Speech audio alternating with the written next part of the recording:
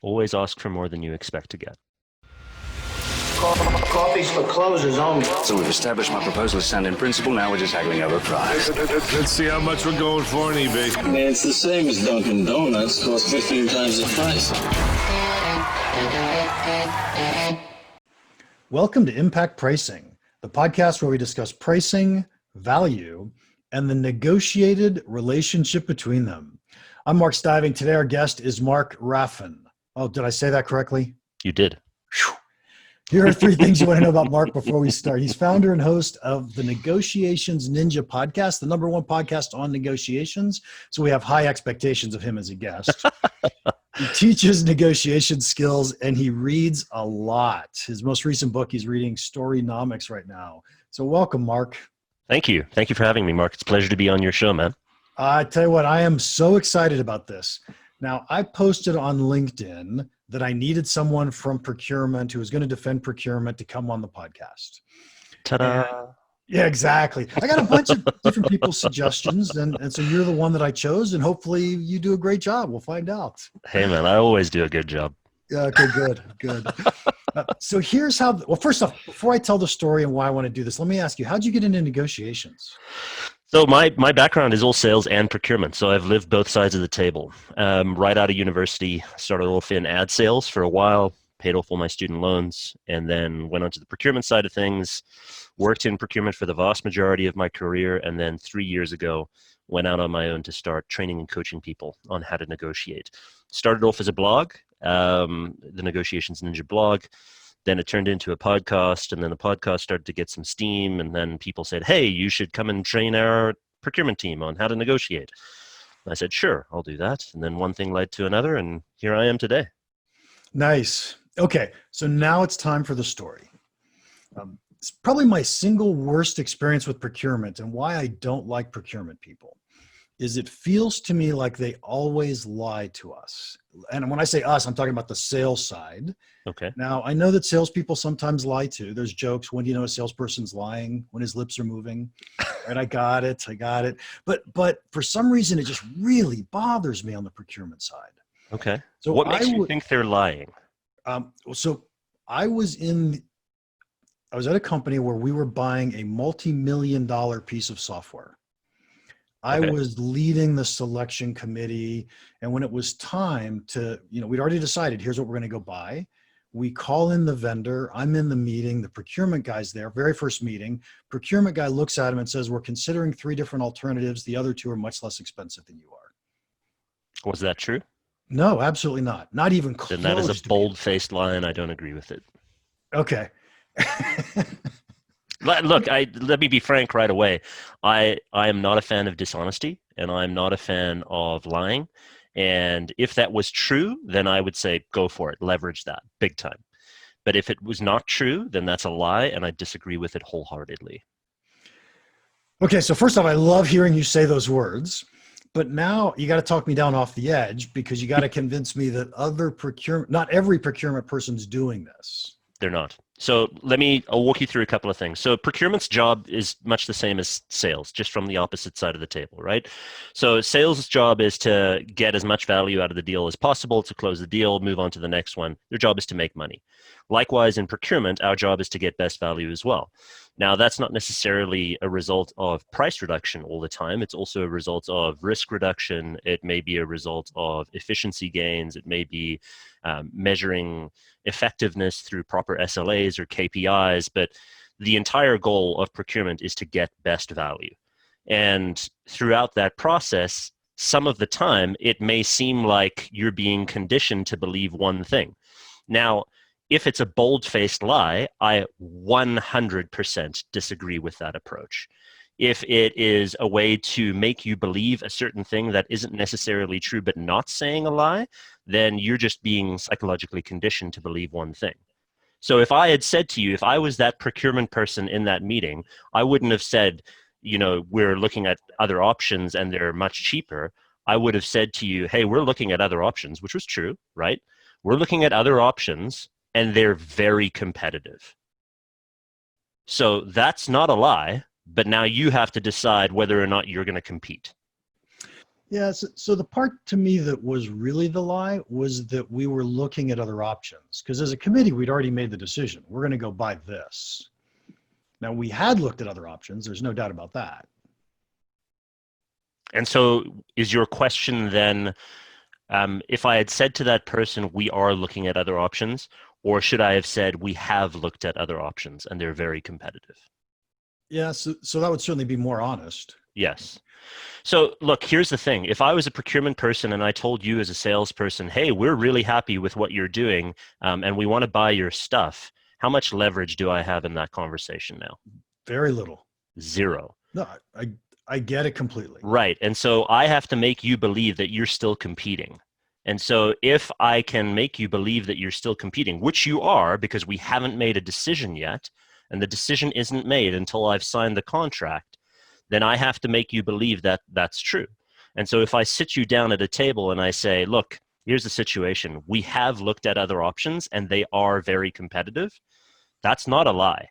But to say to you, hey, we are looking at other options and they're much cheaper, that's a dickhead move, and I don't agree with that. Yeah. And so I see procurement people, the problem is this one experience or this one piece of procurement is just stuck in my head.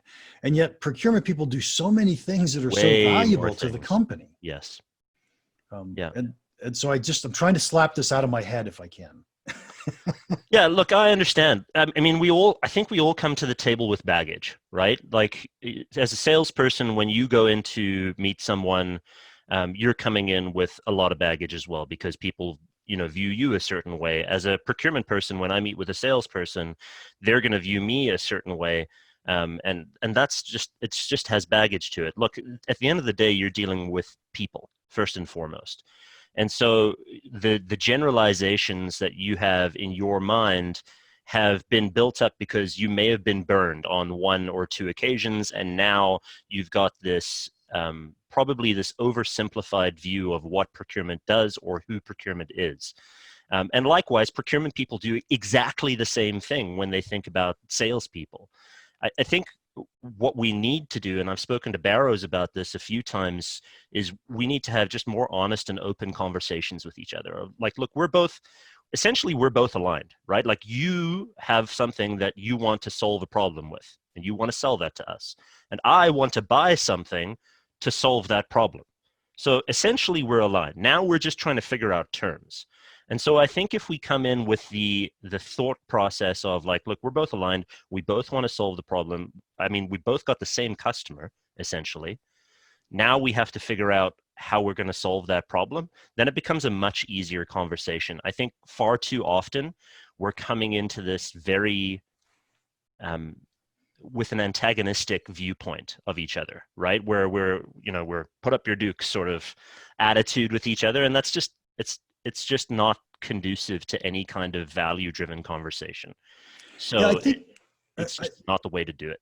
I think it's absolutely fair to say in 99% of business and 99% of the conversations that we're going to have between procurement and sales or companies and buyers, we're trying to grow the amount of value that we're transferring from one company to the other.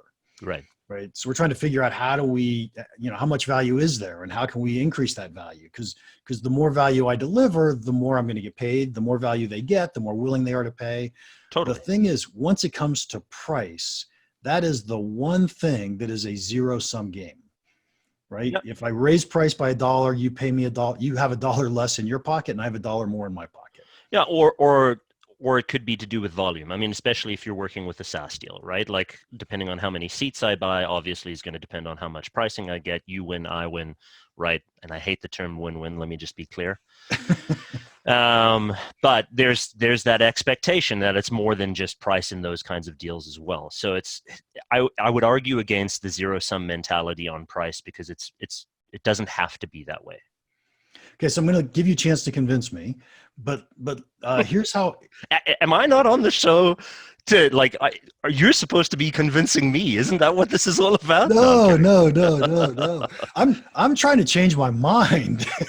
Well, hopefully I can help you get there. So, I mean, if I'm going to convince you of anything, just bear in mind that the people that you're dealing with in procurement are people, and the more that we can just have rational, normal conversations, I think it's just going to be better for everyone. And look, we're not all there yet. There are organizations and industries that are significantly further behind than others when it comes to building those types of relationships. Like if you look at the industrial space, for example, compared to the SaaS space, it's night and day. Like it's totally different. But that doesn't mean that we can't open up about those conversations. One of the key things that I think a lot of people go into a negotiation thinking is that your assumption of how to negotiate and my assumption of how to negotiate are the same, right? You believe that negotiation should be one way, and I believe that negotiation should be one way. And that's not necessarily true. And so before we go into the actual negotiation, we actually need to talk about how we're going to negotiate. Kelt Jensen, who is this professor in Arizona, talks about the level of trust in a negotiation. He talks about negotiating how to negotiate prior to going into the negotiation. And as long as we can get alignment on that, then it makes the conversation after that really, really easy. But for you to assume that the negotiation is going to go one way, and then for me to do the same thing, we're naturally going to come to a point where we butt heads. Yeah, I think that's a big problem in a lot of cases. Can I share with you my favorite negotiation story? Sure. It actually isn't even negotiations, but I was traveling with a buddy of mine for a long time, and we would go out to eat dinner regularly. He was teaching me how to do something, and we would always order wings because I just love wings. And I didn't want to hog all the drumsticks, right? We'll call one the drumstick and one the knuckle. So I would always eat half the drumsticks and half the knuckles. And we've been traveling together for months. And one day we had a conversation, and it turns out he liked the knuckles more than he liked the drumsticks. Yes. And I liked the drumsticks more than I liked the knuckles. It's like, you mean for 6 months I've been suffering? And if only you had asked, right? I think like that's the thing that I think is like so many people have a misconception about in negotiation is that you can't ask. And that's the single most important thing that you can do is ask. Ask the questions. Be open about where you have misunderstandings. Hey, I misunderstand something here. I just want to make sure that we're on the same page. Like, what have you lost in that conversation? You're gaining clarity. That's all it is. Right. And so for people to think that because I think there's a lot of pride that gets wrapped up in negotiation, and it's just foolish to me. So you think they just don't want to look stupid? They don't want to look like they don't know the answers? Totally. And I think it's a lot of fear as well. A lot of people have fear of rejection, fear of ridicule. And so they feel like if you ask something, you're going to get rejected or you're going to get ridiculed. And the problem is you carry around that shit like luggage for the rest of your life, right? You've had two really bad experiences earlier on in your life. And now, you know, that ego has been hurt. And every now and again, when you're about to ask for something that's more than you expect to get or to gain clarity on something, it pops its head up and goes, you shouldn't do that. Last time you did this, you hurt us. So just keep your mouth shut and let's calm down.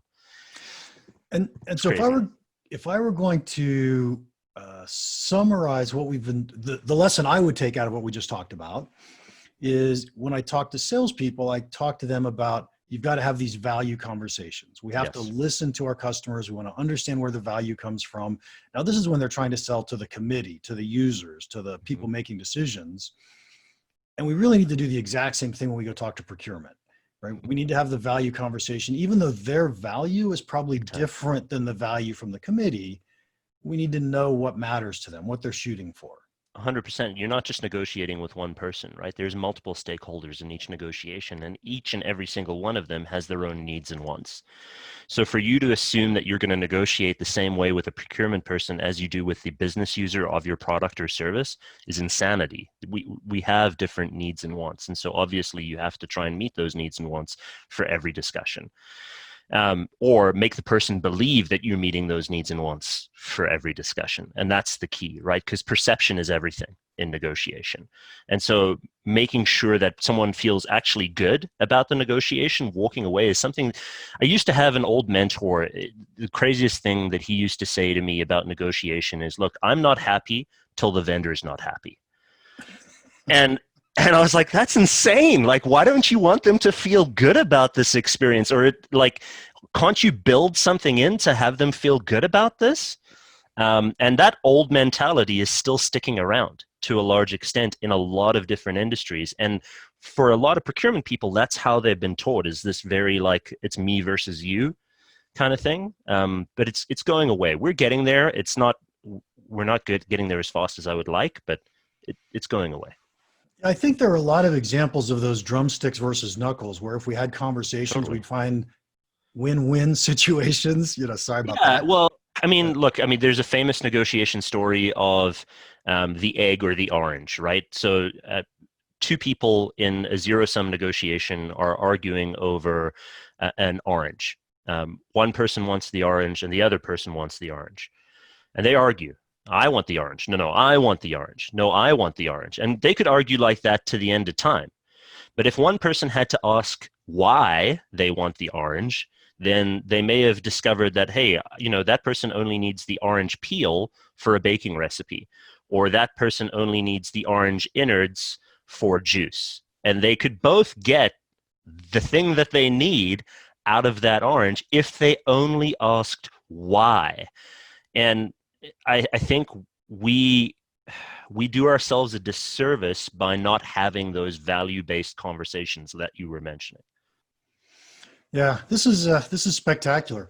Well, since I have a negotiations expert on the line now, can I toss out, when I teach pricing, right? And part of pricing, I usually give a few negotiation hints when we have these conversations. Sure. So I want to toss these out, and you can just elaborate on them or say, Mark, you're totally messed up. Sure, go for it. But one of my favorite rules is patience wins. Mm-hmm. Totally agree with that. And I think that patience is a very difficult skill to master, but it is probably one of the single most important things you can master in negotiation. Yeah, the corollary to that is don't let your CEO negotiate. Yeah, I would actually agree with that because they've been out of the game for a really long time, man. And they generally fuck things up when you bring them to the table. Yeah, well, and they want to win, and they're not patient people. It's like, that's right. Okay, got it. So good salespeople want CEOs to negotiate because they know the deal will get closed quickly. Yes, but you lose so much value in the process. Yep. That's Excellent. the problem. So what about if you're going to give something, you got to get something? So, yeah, give and get or reciprocal concessions is super, super important. A lot of people misunderstand concessions in a big way. So the whole definition of a concession is you ask for something, I give it to you, right? And so many times it's viewed as one way, right? A procurement person asks for something, you give that person that thing because they asked for it. But at no point in time have you evaluated the cost of that concession to you and the perceived value of that concession to the procurement person, because those are two different things. Your cost and their perceived value may have a massive delta. Now, before going into the negotiation, you really need to understand, okay, what are the concessions I'm willing to give? So that you don't give too much away, because if you don't plan for your concessions, I promise you're going to give way too much away. And then what's the objective cost that my company has allocated to each of those concessions? Now, what is the perceived value of that concession to the procurement person or that procurement person's company? And if I notice that that is higher than my cost, now we've got a trade imbalance, right? So if I give you something that's of high cost to me or low cost to me and high value to you, I'm losing out on an opportunity to ask for something in return that's of high value. So I need to do a better job of being more hypothetical in those circumstances. Instead of just being one way, you ask for something as a procurement person, I would say to you, look, if I can get you this thing, and it's an if, because I don't know if I can, but if I can get you this thing, can you do X for me? And now we ask for that thing in return. You should never be doing a one-way concession, and you should never be committing to a concession before getting a commitment in return. Now, the funny thing about concessions is that I can actually make you believe that the value of this concession is worth more than it actually is, just because of scarcity, right? So the more scarce that something is, the higher that value of that thing is. So if I hold on to that concession for a little bit longer and make you work for it, the value of that concession thus goes up, right? Think of it this way. You buy something off of Craigslist. You go to someone's door, you knock on their door. They were selling it for $100. You say, look, I'll buy it for 80. And they say yes right away. And you're like, shit, I should have asked for more. But if you had negotiated for 15 minutes and still come up to 80, you would have felt better about it. That's just because of scarcity. So naturally, we should be doing the same thing in our negotiations. I should make my concessions more scarce, thus increasing their value and asking for something more valuable in return. Yeah. So I think my favorite part of that answer was, if I can do this for you, and that's just an if. Yes. Right. Don't commit to the concession before you get a commitment in return. Yeah, that's really nice. Okay, so those are my two big negotiation keys. You got a couple that you could share that are pretty, I don't know, generic and powerful? Yeah, shut your mouth, basically. Ooh. After you've asked for something, shut your mouth. Don't try and justify a request. Don't try and fill the awkward space of silence, because there is an awkward space of silence. Just ask for something, let it sit, shut your mouth, and wait for the response. So many of us go into a negotiating with ourselves before we even go in. And we think that we're going to be asking for too much, right? So we'll say, I can't ask for that. That's too much. I should ask for something more reasonable. And we negotiate with ourselves, and we come in and we ask for less than we were actually going to go in with. The problem with that is you've essentially crushed your dreams before you've given someone else the opportunity to crush your dreams, right? Like, why would you do that? So just go in and ask for what you were going to ask for, wait for the response, and then respond. Just keep silent as much as you can. That's the first piece of advice that I would give anyone on a tactical basis. I think that's a great piece of advice. Now, I'm a speaker, and I train speakers and et cetera. One of the hardest things for new speakers to do is to pause. To just be quiet. And so it's the same thing in negotiations, and just shut up. Yeah, 100%. Just keep your mouth shut. It's amazing how much people will fill the void if you just let them. And that's the key. Just let them fill the void. So that's the first piece of advice. The second piece of advice that I would give is on strategy. Just plan. Be prepared for your negotiation as best you can. Do as much research as you can. Do as much pricing research as you can, do as much strategy work as you can before you go in, because it's only going to help you. And so many people wing their negotiations. They just go in and wing it. And that's terrible. I mean, you're just not going to be able to repeat success that way. Yeah. So when I hear you say plan, in my mind, what I think is, see how much you can understand the value on the other side of the table. And there's probably more to it than that, but to me, that's the most important thing, because I'm a pricing person. Totally. It's definitely about value. It's also about understanding who the other party is, the other company, how they negotiate culturally. There are certain companies that negotiate certain ways, right? I mean, you look at old school Oracle, like back in the day, they definitely had a certain way of negotiating. You look at a lot of like single source chemical suppliers in the world, they definitely have a certain culture around how they negotiate. It's also about looking at the financials. I mean, is this company going to be around? I mean, especially now, right? Like, are they liquid? Are you doing proper financial analysis on determining whether they can actually afford to buy your stuff on an ongoing basis? Is it going to be a short-term or a long-term play? Is it tactical or is it strategic? What is the reason that you actually want this deal? It's not just to make money. Right? Making money is nice, but that's not the ultimate goal. Is it to break into a new market? Is it to get a new customer? Is it to create a new champion? What's the reason? So there's got to be some additional reasons of why you want the sale. And the reason that you do the planning is to build up the strategy so that you can get those reasons executed. Nice. Mark, we are pretty much out of time. Now, I normally ask people this question, so I'll ask you anyway, even though it's not related to what we've been talking about. What's the best piece of advice pricing advice you could give our listeners that you think could have a big impact on their business? Always ask for more than you expect to get. Oh, that's great. So I'll take that as raise prices. Every procurement person in the world right now is going, no, what are you doing? You idiots. You're ruining it. Mark, thank you so much for your time today. If anyone wants to reach out to you, how do they do that? Best way to reach me is on LinkedIn. You can just look up Mark Raffan on LinkedIn. I'm very active online.